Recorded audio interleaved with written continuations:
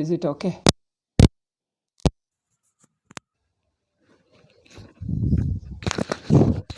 Is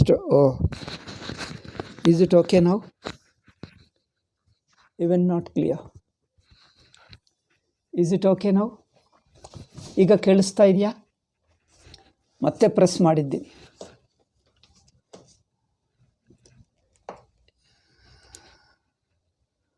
adjust ಮಾಡಿದೆ. Okay, better, but not complete. Okay, better but not complete. Then just give me time, I'll change the mic. Okay.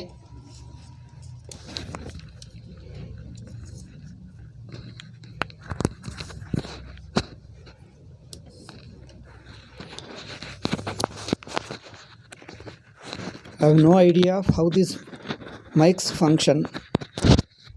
A non-technical person is given it.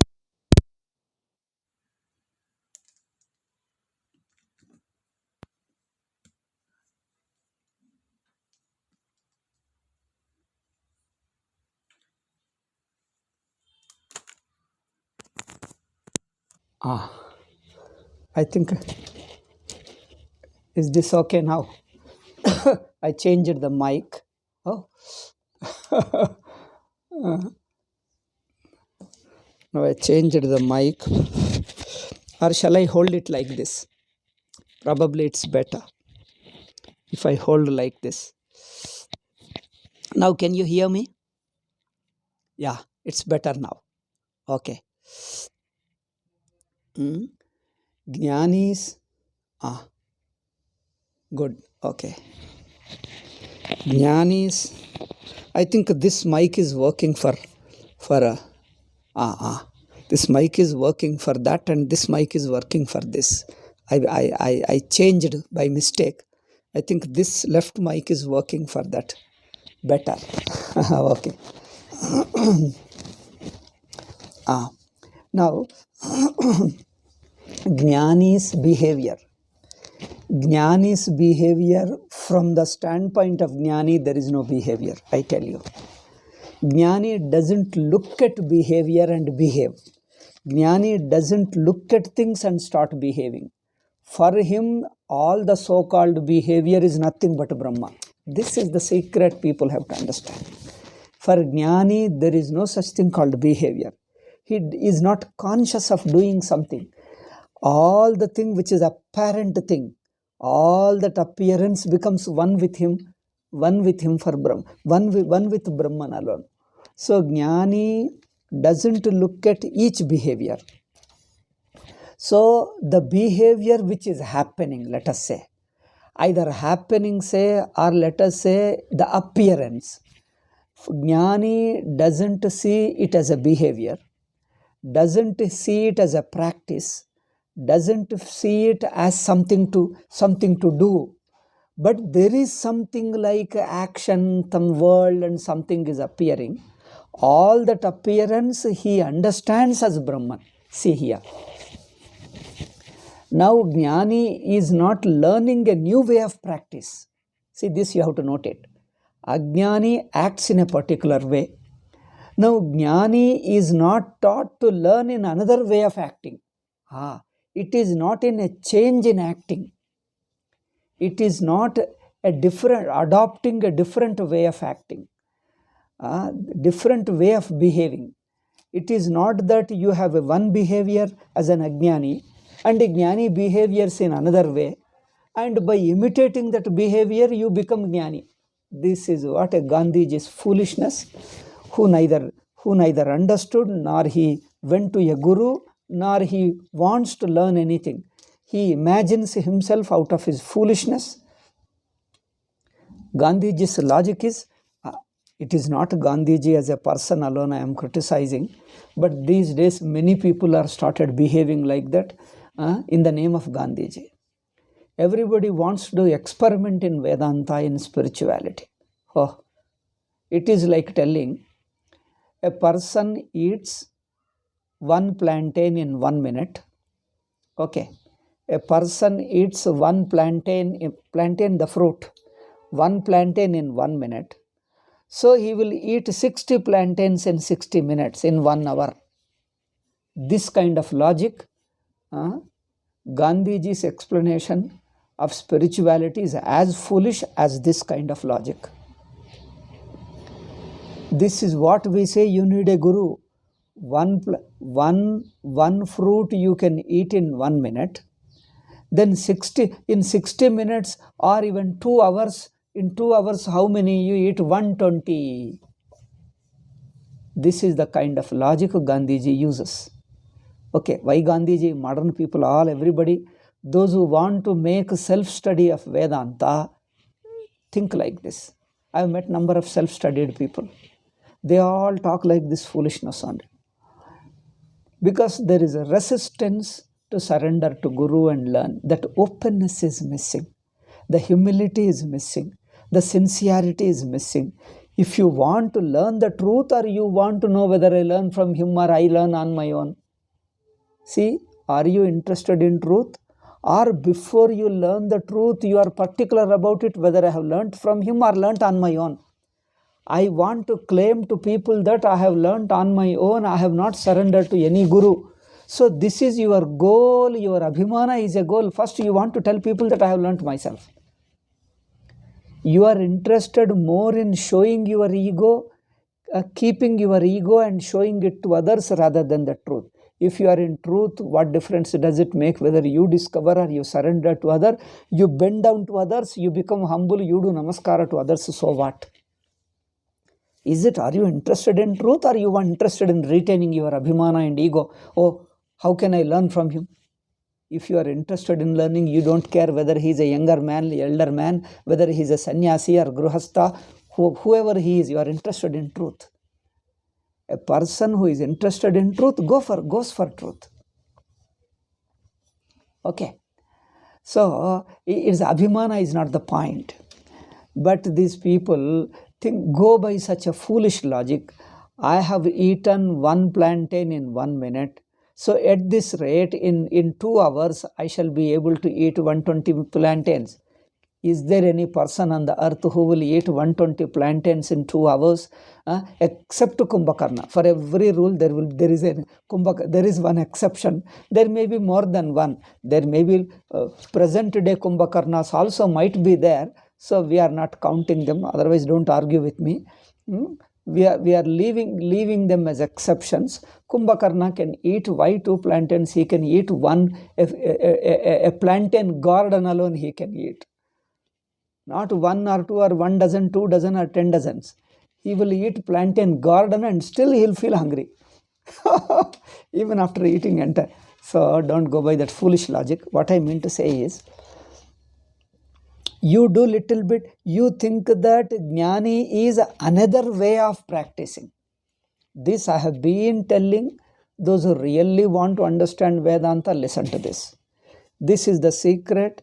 It is not a changing a pattern or a process of behavior. It is a discovery that you are free from all patterns. There is no kriya, there is no action, there is no karta. That the karta, karma, kriya, this subject, object and all these things put together are a misunderstanding upon the Atman. Atma itself is free from the doership, free from the agency of action. Atma is free from kartrutvam. Atma is free from duality. You come to discover yourself as the one consciousness free from duality. So, jnani's the main characteristic is understanding his nature as a non-dual, not learning another pattern of behavior. This is the thing people make biggest mistake. It is not mistake, it is bound to be mistake, because it a person cannot understand on his own. It has to be learnt from Shastra and Guru, and without learning you think that I shall experiment and discover myself. But it is not something to be experimented and discovered by your inference. It can't be inferred like that. It transcends all your faculties of mind. The truth transcends all the faculties of mind. Therefore, The mind, mental functions are not the means to understand the truth. Mind and mental functions, mental faculties of emotion, feeling, thinking, judging, imagining, recalling, all these are the various factors of mind. None of these factors are capable of helping you to arrive at the truth, because the various functions of the very mind themselves are due to adhyasa. The various functions of the mind themselves are appearing for not knowing Atma. They themselves are the misunderstanding. So you have to see them as wrong, that's all. The very functions of the mind, and the mind itself is a wrong thinking about the Atma. Atma itself is misunderstood as this mind and its various functions, various thinkings. Mind has a various ways of functioning. None of the functioning forms a process to help you to reach Brahman. Brahman is not to be reached because you are already Brahman. Where is the question of reaching? So this whole fact is different. So normally the human mind functions in a particular way. That functioning itself is a karma. That functioning itself is a process. So Brahman is not a result of a process. Okay? Paramatma is not an end product of a process. What is self-existing, what is already existing, already attained, cannot form a result of a process. Okay? This is the essential truth, the basic truth that people have to learn. It is already there. You are already Brahma. You don't have to do anything. No process, no work, no functioning, no direction is required. No direction, no functioning. All functioning directions themselves are wrong. They themselves are misperceptions of the self-existing Atma. Therefore, Jnani is not trying to change his behavior, is not trying to adopt another behavior, another pattern of working.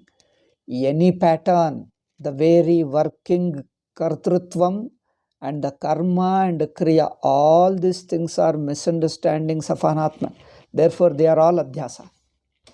Adhyasa means you are perceiving wrongly.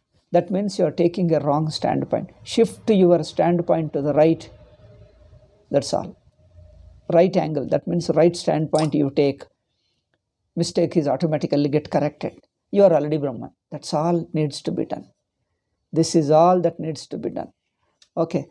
So unable to understand this, people think that Jnani's behavior, like in Sthita Prajna, all those things are taught. They are taught not as behaviors, but through behavior they teach certain vision. So Ajnani has this kind of behavior.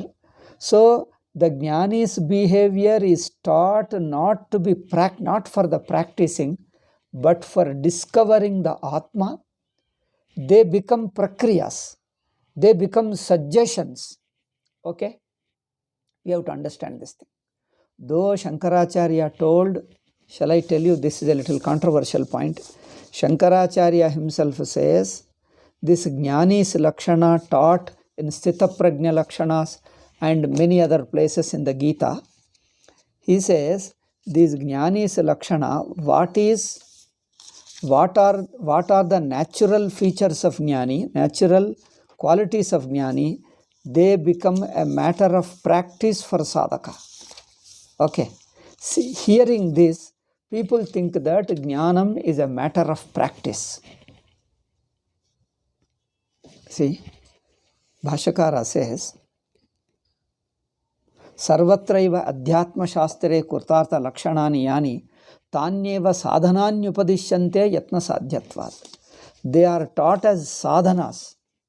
Jnani's Lakshanas are taught as sadhanas for sadhaka, because they can be acquired by practicing.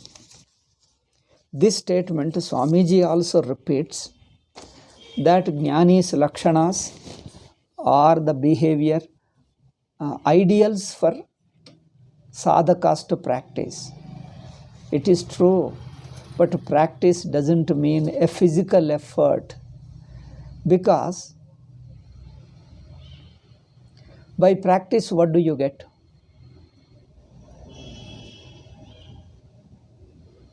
You get efficiency in a given thing. You have to write something. You keep on writing 100 times, 200 times, you get a very good way of writing. Okay? You learn, you develop what you call a perfect way, not perfect, let us say an efficient writing. Any action you keep repeating it over a period, you develop a skill in it, like a cooking, writing, or any other thing, making, cleaning, or washing clothes, or carrying things, anything. You keep on doing again, or you making, suppose carpenter makes a table, pot maker makes a pot. So these actions you keep on doing over a period of time, you develop a skill. Okay. It becomes easy for you to practice because unconsciously your mind develops a skill, a habit formation. Not only habit, it is an artistic habit, a skillful habit. Now, is Brahma Jnanam a skill to be acquired? This is what Gandhiji taught. He says, keep on practicing over a period of time, you develop a skill of being Brahma Jnani. Is a Brahmajnani a perfection you achieve at the end of long practice? Practice reinforces what you have started doing it. By same thing doing 100 times, more than 100 times, it becomes a smooth and easily doable thing. You will be able to do it easily with a half mind or with 1/4 of attention you can do. This is what we call, your mind gets habituated. Your mind immediately gets a signal, instantly it recognizes and keeps doing the next step. Those who are very efficient in doing one thing, see, while writing, a person who is learning an alphabet, how much time he takes to write one alphabet? But a person who writes for years together, thereafter, even while talking, he will sign and do everything. That means a part of mind is enough to be able to write. A small part of attention is enough. So, is it a simple skill? Though Shankaracharya told Jnani's nature becomes an ideal for sadhaka to be practiced, yatna sadhyatvat. It needs to be practiced. Okay? But it needs to be practiced, no doubt. But practice doesn't mean developing a skill. Jnanam is not a skill. Okay? Like painting. Keep on practicing over a period of time, you become a skillful painter. Singer, you keep on singing. After some time, you become a very successful singer, very efficient singer. Bhamatikara says the same thing. Just like you develop an efficiency in singing, a skill in singing, similarly, Nididhyasana is like that, he says. No, wait, nothing. It is not a skill that grows upon you. Okay. It is a discovery. Can you practice a discovery? Can you practice creativity? See, creativity. Can you practice? You keep observing. Okay. For a long time, you keep observing it from various angles without any prejudice. Then some fact clicks. It clicks upon you. Similarly, Sthita Prajna or a Jnanam is not a matter of practice. Then why Shankaracharya called it to be practiced? Sthita Prajna Lakshanas. These Sthita Prajna Lakshanas are meditations, I tell you. Sthita Prajna Lakshanas or any Jnani Lakshanas wherever told, they are all observations. You have to observe them patiently. They are all discoveries. So you have to put your mind in a particular angle and face it and keep on facing. After time, when your mind is very subtle, pure and concentrated, it just clicks in you. Discovery is a clicking. It is just that happens in your mind. Similarly, jnanam is not a matter of practice because jnanam is not a skill to be developed. It is a thing, it is a fact that has to be discovered by correcting the misunderstanding, means by correcting the wrong standpoint of looking. We look at another standpoint, wrong standpoint. Therefore, it is a discovery. Then why these Sthitaprajna Lakshanas are talked about here? Their Sthitaprajna Lakshanas are not physically to be practiced or mentally to be practiced, because they are not mental habits or physical habits. Jnanam is not getting accustomed to certain habit or getting habituated to certain way of talking, way of behaving, way of thinking. Okay. All these qualities, now I am telling you, all these qualities are suggestions to Brahma nature. All these Jnani Sthitaprajna Lakshanas are suggestions to discover the Atman. So you are supposed to pay your attention in a particular angle, in another angle where you come to discover Brahman. So they are all suggestions. They are pointers to the nature of Brahman. They are not skills to be practiced and mastered. This we have to understand. It is not a physical skill, mental skill, or intellectual skill. It is a discovery of vision where you transcend the very mind, faculty, and intellect and all that. You are free from any faculties. You are just pure consciousness on your own. Okay. Therefore, it is a discovery of consciousness. It is not a skill to be cultivated and then developed and cultivated. People think that I am practicing to be jnani. I am practicing forgiveness. I am practicing to see jnani in everybody, Paramatma in everybody. So, it is not by practicing you do it. They make some suggestions. And that suggestions, if you pay attempt to, an awakening takes place in you. Okay? That discovery, or in other words, an awakened awareness. An awareness gets awakened in you. If you pay your attention in a particular angle to the Atma, okay, if you just pay attention, again, keep on paying attention, that is sadhana, that is nididhyasana or sadhana or vichara. As you keep it, so therefore each quality, Sthitaprajna quality, in a given situation, this behavior you are not consciously practicing. In this situation, this behavior automatically happens if you are a jnani. Okay, if you are a jnani, kshama automatically happens. By practicing kshama, you don't become jnani. Okay, by practicing kshama, you don't become jnani. But if you are a jnani, kshama comes to you spontaneously. See the note, how important it is. If you are already jnani, kshama comes to you spontaneously without any effort.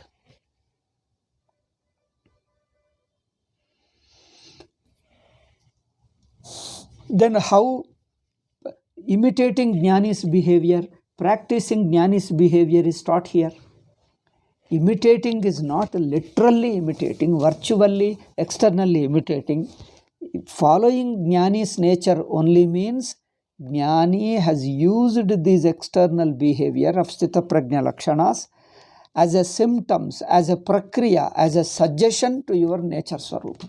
So through these events of Sthitaprajna Lakshanas, Sthitaprajna characters, each character helps you to turn inward and stay as Brahman. Okay. Therefore, they are only helping you to, leading you to discovery. They are not asking you to do something. They are leading you, suggesting you. They are suggesting a deeper truth. They are leading you to discovery. Therefore, jnani's behavior is taught to ajnani, so that by taking this behavior as a prakriya, as a suggestions, he keeps paying attention to the inner Atma. These experiences, these events suggest him. That means his mind receives the suggestion and goes to Sthita Prajna Swarupa, Brahma Swarupa. Therefore, they are not simple physical practices. Okay?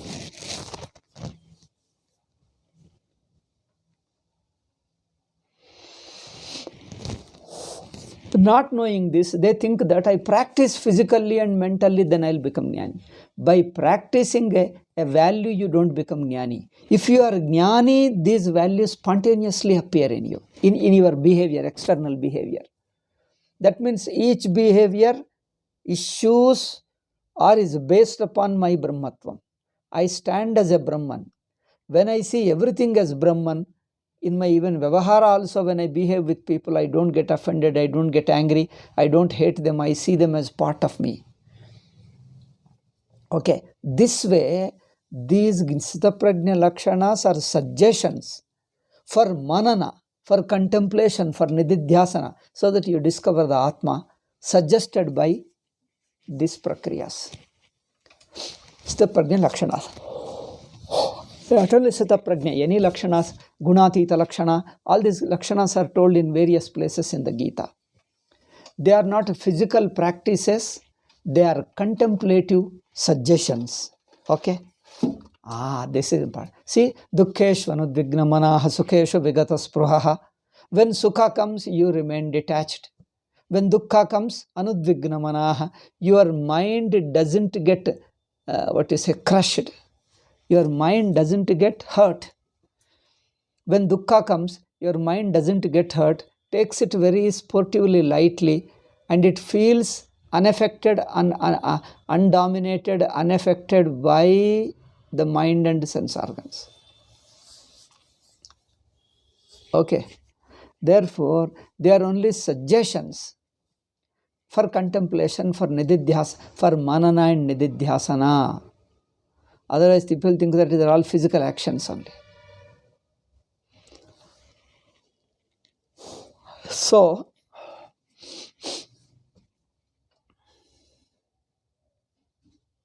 Jnani's lakshana should be taken in that way. So, Jnani's behavior, he doesn't practice, it just comes spontaneously. What he is, he stands as Brahman. For himself, he stands as Brahman. He may appear as an individual acting. He appears to others as an individual acting, doing things. What appears are only appearances, not his conscious practices. Okay? They are spontaneous expressions. They are appearances to the Vyavaharik standpoint. Therefore, this one has to remember. Then why Jnani's behavior is talked about here? People think that he's talking of behavior. So let us also practice behavior and we'll become skillful in those practices. Then you become Brahmajnani. By practicing certain behavior, you don't become Brahmajnani. Okay. Practicing helps you. Helps your mind purify. Helps your mind become antarmukha. Helps you in many ways. But the discovery is not a matter of practice. Discovery is observation. You keep observing from various angles. The misunderstanding gets corrected. The fact, awareness of the fact awakens in you. Awareness of the fact, the factual knowledge awakens in us. Therefore, it is just a matter of awakening, not a matter of developing a skill in practicing. Okay, I don't know whether I have communicated, because most of the people, in spite of telling, misunderstand. Anyway, I may tell some other time again. Gita is not the end, coming to an end. We'll discuss a few points later. Therefore, Jnani's behavior. I took some tablets, so that's putting me to sleep. All tablets put us to sleep. They add little bit of sleeping thing in it. For sake of pain, if you take tablet, that puts you to sleep. So, Jnani The whatever Sthita Prajna Lakshanas taught, he has not learnt them as skills by practicing. He discovered the underlying truth through those behavior. Those behaviors are suggestions, they are prakriyas, they are indications, they are pointers to the truth. Your attention is turned towards the Atma. Okay, your attention is turned each quality, like dukkeshvanud vignamana hasukeshu vigata spruhaha. Take this example. That means I am not disturbed by the dukkha. And when sukha comes, you don't get attached. Attached means you don't hail and then say, oh, I got happiness. So the external, physical, mental happiness doesn't make him elated, and the pain doesn't disturb him. What do they mean? Now, whenever pain comes, I should not be disturbed, like Gandhiji. I should tolerate. When happiness comes, I should act humbly. Okay, happiness also comes. Okay, so what? So by acting, do you think you become Sakshi? You watch this. You watch this and tell me. By acting, by behaving, by practicing something, do you become Sakshi? Or by discovering that you are already self-existing, you are already detached? The Sukha Dukkhas are only mind. Mind is Adhyastha in you. Adhyastha means what? Mind is mind from the standpoint of mind, but it doesn't exist apart from consciousness from the standpoint of consciousness. You understand? This is called Bada. Ornament is an ornament when you look at from the standpoint of its shape, but when you look at the metal as a content of the ornament, when you look at it from the content of the ornament doesn't exist apart from the very content, gold. This is the way of doing falsifying it. Falsifying is this way. Okay. It is not a skill that you are practicing and perfecting, gaining, achieving a success, achieving a perfection in it. By no amount of practice, you get the spontaneity. Can spontaneity be practiced? Nobody can. So you can only pay attention. In that thing, gradually the awareness grows in you and you see everything is one. Okay. Therefore, Sthita Prajna Lakshanas are taught. So Jnanis, then these Jnanis Lakshanas are taught to Ajnani so that he can use those Lakshanas to turn his attention inward and see that he is already self-existing Atma. There's nothing other than him. This is the discovery. Okay. Now, coming to that introduction to the 27th shloka, Samyak Darshana Nishthanam Sanyasinam Sadhyo Mukti Rukta. So Sadhyo Mukti, instant Mukti. Sadhyo Mukti means instant Mukti.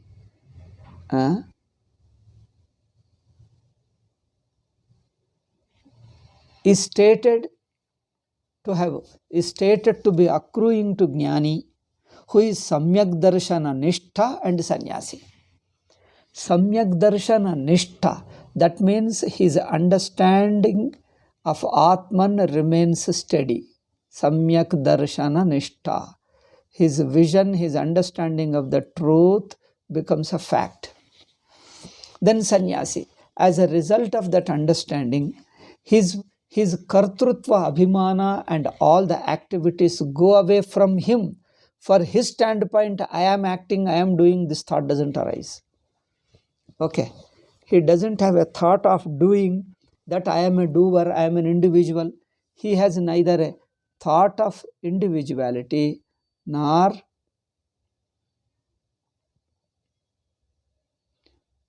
this thought of individuality doesn't exist. He doesn't try to protect it. Okay. Therefore, sannyasi means the karmas, the actions, the behavior, the pattern, all that is a part of mind. That means will. Jnani stands free from will. This is a good expression.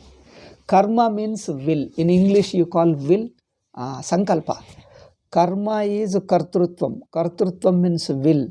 Jnani understands that Atma, that is himself, is free from will. because the will gives a lot of pressure. You have to choose. You have to work. You have to take decision. You have to work. The will is a complex thing. Okay, so Jnani stands as a pure Sakshi, independent of will, beyond will, that's all. Then whatever happens through will in the external world is also existing in his awareness alone, in his consciousness alone. From the Vyavaharika Drishti, people think differently. Okay, therefore, Sannyasinam Samyak Darshana Nishthanam. He becomes a sannyasi, that means he loses all attraction, all interest in doing things. And not only he thinks like that,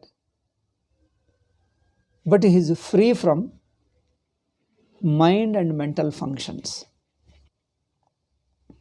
Okay, this is important. Sannyasa means giving up. Giving up means what?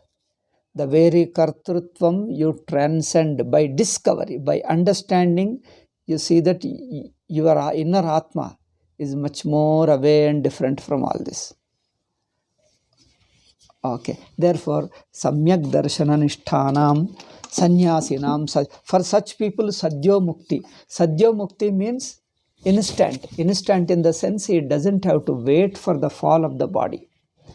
It is not a moksha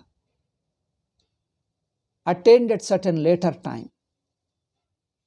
Why postponing it to some other time? After the death of the body, you go to some loka and that is your moksha. Brahmaloka or Vaikunta or Kailasa, all of them mean the same thing. Okay. Therefore, Sadhyo Mukti is right now you are Mukta. How is it possible? Because you are already Mukta. You come to discover that you are already Mukta. Now there is another Mukti like Loka Prapti, Vaikunta. You have to wait for the body to fall and you have to reach the place. Two things are there. One is the present body has to be dropped. You have to assume another body. Second, third, you have to travel to that Loka. And unless you go to Loka, you won't get that Sarupya, Samupya, Salokya, Sayujya, all that Sagunopasakars Loka.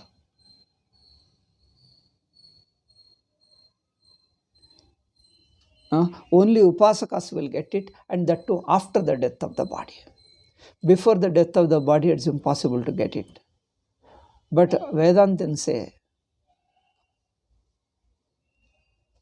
Sadhyo Mukti, you are already Mukta, you come to discover it. So you are not going to get it at some later. And this is Jnanam. Then Karma Yoga. By Vichara, you get Jnanam, you discover Jnanam. And Karma Yoga also has a place. Ishwararpita Sarva Bhavena Ishware Brahmani Adhaya Kriyamanaha Sattva Shuddhi Jnana Prapti Sarva Karma Sannyasa Kramena Mokshaya iti Bhagavan Pade Pade Abravit Vakshati Cha. This is what Bhagavan is. Bhagavan Krishna. He told this before and I is going to say again and again this point. What is the purpose of Karma Yoga? They say, some people say karma is opposite to Jnanam. I tell you, karma is not opposite to Jnanam. Because karma doesn't exist at the level of Jnanam. So karma is opposite to Vichara. Karma is not opposite to Jnanam. Karma is opposite to inquiry, self-inquiry. Karma asserts individuality. Vichara has to negate individuality. Therefore, they are against each other. So karma, another way of explaining is karma springs from adhyasa, that is avidya. Kartrutva avidya, karma assuming the kartrutva avidya, it goes on. Therefore, kartrutva is superimposed upon the Atman. So Karma Yoga helps you. Karma Yoga prepares. Karma is springing from avidya. Therefore, karma cannot remove avidya. This is what we told. Karma is opposite to jnanam means what? karma is opposite to jnanam. What does it mean? Because adhyasa or avidya is there, karma springs from avidya or adhyasa. Therefore, the karma which comes from avidya cannot remove avidya. That's all it means.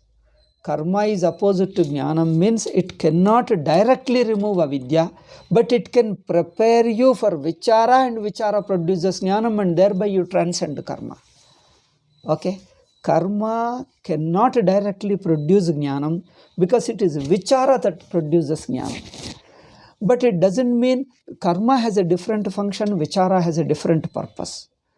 Vichara produces jnanam, karma produces a kind of a result. But karma is not opposite to jnanam in the sense it prepares for jnanam. But they present karma is opposite to jnanam. Karma is not opposite to jnanam. Karma is opposite to the elimination of avidya. Because karma continues in avidya. Karma continues in avidya. It doesn't oppose avidya. Because it has naturally is a part of thing. Therefore, karma doesn't remove avidya. Because assuming avidya alone, presupposing avidya alone, karma continues. Therefore, karma is not opposed to jnanam. This we shouldn't say. Karma is incapable of removing avidya, but it can prepare you for vidya. Therefore, karma is opposite to avidya. When we say, people think that, oh, karma should not be done. It's opposite to avidya. It is opposite to jnanam. Therefore, it should not be done. Karma is opposite to jnanam is a wrong way of telling. Karma is not opposite to jnanam. Karma is opposite to vichara. Karma, vichara is observation. Karma is doing thing without observing the fact. Karma doesn't observe. Vichara observes. So vichara observes Brahman, whereas the karma doesn't do it. In that sense, it is opposite. But otherwise, the same karma prepares a person for vichara. Therefore, it is little indirectly useful, not directly. Directly, karma cannot produce jnanam. This is the point. Karma prepares the mind for jnanam, for vichara, and vichara results in jnanam. Self-existing Atman, you come to know that. Okay. Therefore, karma yoga is useful. The same karma is highly useful for discovering the Atma, for doing inquiry. How Ishwararpita Bhavena, when you are doing these things, you feel very happy to do it for sake of Ishvara.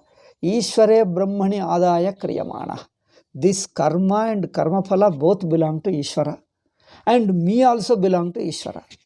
See, that means I feel an assertion of my right over the karma phalam. That abhimana you get, drop it. That I am doing karma, also abhimana you drop it. Even in my doing karma, Ishvara's anugraha, Ishvara's blessing is there. He is helping me, he is allowing me to do that. So even doing karma, he does it very humbly. And sees there is a power bigger than karma which is facilitating karma. That Ishvara is facilitating my karma, allowing me to do my karma, making all facilities and achieve the result. So therefore, you understand karma, how karma is already part of, how karma is already in the hands of Ishvara. Okay, karma phala is also in the hands of Ishvara. Even after karma phala is produced, it belongs to him only.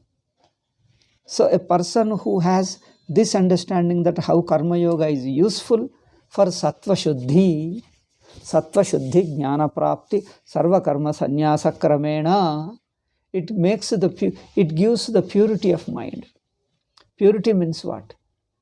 Unnecessary abhimana with the body, mind and sense organ, pronounced ragadvesha, strong ragadvesha. Okay, these are the problems.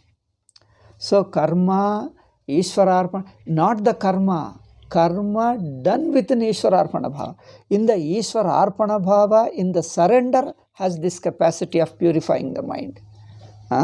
When I do the karma for sake of Ishvara, Bhagavan, this prepares my mind by removing the raga, dvesha, anavashaka, abhimana, ahankara. Quietly it removes. Then that mind is antarmukha, means what? The mind, mental functions, experiences, the worldly objects are not coming in the way of my self-observation. Antakarana Shuddhi means what? The external world doesn't interfere in my vichara. Otherwise, whenever you want to do vichara, instantly the world, worldly objects, worldly relations, they come and sit in the mind. But here, the world, worldly objects, their qualities, their relationship, their utility, all these things don't pose any problem in your self-observation. That means they don't interfere there. They just exist outside. People, when generally asked to meditate or observe oneself, the mind is incapable of observing because most of the mind is preoccupied with the external world.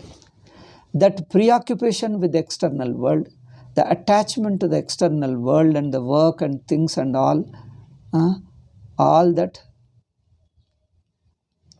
will go away. The obstruction for self-observation goes away. This is called Antakarana Shuddhi. For example, make it very concrete. Avastatraya Viveka. When you are doing Avastatraya Viveka, Shastra says, look at avastas from the samashti drishti. From the standpoint of all avastas, where the world and the thing and everything is present within the avastha, you are watching the entire avastha. This is not possible if you have a karma phala sakti, bhoga sakti as a karta.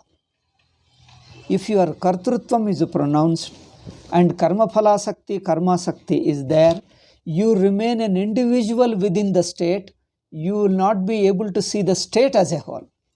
This is Antakarana Ashuddhi. Antakarana Ashuddhi keeps you as an individual and observing the external world alone.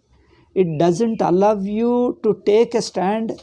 It doesn't allow you to look at the entire waking state as one consciousness. The one consciousness which is aware of entire waking state, entire dream state. This observation it obstructs. That is Ashuddhi.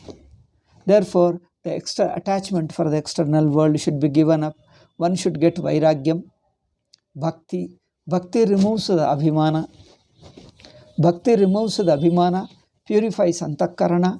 The mind doesn't remain occupied with the external world and things. We see in life, day-to-day life, we come across many things, people, events. They just come like in a mirror, they appear and go away.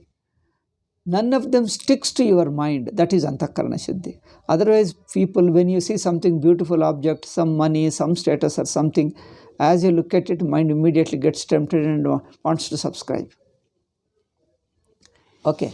Therefore, here Antakarana Shuddhi means making the mind self-observant, making the mind capable of observing the states. Otherwise, it becomes an individual and watches the objects within the world. Time and space won't go away. World doesn't go away because you remain in the world and you remain within time and space. That is the thing. Therefore, Karma Yoga prepares your mind. You just don't take present, past and future. All of them look same. All places look same. World looks same. So with this outlook, mind becomes so clean and relaxed. So the external thoughts, external ideas don't interfere in your Atma Vichara. This is called Antakarana Shuddhi. Therefore, Ishwararpita Bhavena. That means you and your activity belong to Ishvara. Ishvara is Vishwarupa. You and your actions, your thoughts, your sankalpas, all of them directly belong to Ishvara alone or Guru alone. Okay. Ishwararpita Bhavena. Ishvare Brahmani Adhaya Kriyamanaha. Leaving all this karma as an Ishvaras and I will work as a servant. It is his alone. Bhagwan Pade Pade Veda Abravit Vakshati Cha. This point Bhagavan Krishna repeatedly told before and telling now and is also will tell later. अथ इदानीं ध्यानयोगं सन्मार्गस्य अन्तरङ्गं विस्तरेण वक्ष्यामित्यस्य सूत्रस्थानीयान् श्लोकान् उपदिशति स्था. Here the two shlokas he teaches as a preface to the your calling, your preface to the Antakarana Shuddhi. No, Dhyana Yogam is a Dhyana Yoga is a Antaranga Sadhana. Okay. Antaranga sadhana means when karma yoga prepares your mind so that you will be able to, the external world and emotions, attachments, they just become neutral. The attachment becomes neutral. Nothing looks so important. Nothing looks attractive. Then such a mind turns inward. Inward means capable of observing. This is important. It's capable of observing. So, for that doing Atma Vichara, Dhyana Yoga is required. Dhyana Yoga is Antaranga Sadhana. Karma Yoga is little external sadhana. Dhyana Yoga is much inward sadhana. Antaranga means inward in the mind. Therefore, Dhyana Yogam Samyak Darshasya Antarangam Vistarena Vakshami. This Antaranga sadhana, he wants to say in detail in the 6th chapter. So for that he is presenting an Upodghata, a little introduction. Sutrasthaniya shloka, there briefly. So I'll just read out the shloka and stop it for today. Sparshan krutva bahir bhashyam chakshashchaiva bhruvoh pranapanau samau krutva nasabhyantara charinau yatendriyamano buddhir moksha parayanaha vigatecha bhayakrodo yassada mukta eva saha. Okay. So how to do that dhyana? He directly says it, and later in the 6th chapter more discussion will come. But even this, in this chapter what he says, also a slightly different is required. We will explain it in the next class. Om Shanti Shanti Shanti. Hari Om Shri Gurubhyo Namaha. Hari Om Tat Sat.